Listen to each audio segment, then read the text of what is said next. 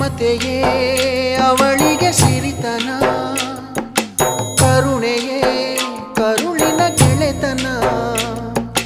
ದೇವರಿಗೂ ಅವಳೆ ತಾನೆ ದೇವರು, ಅವಳ ಸರಿ ಸಮ ಯಾರು ಕಾಣರು.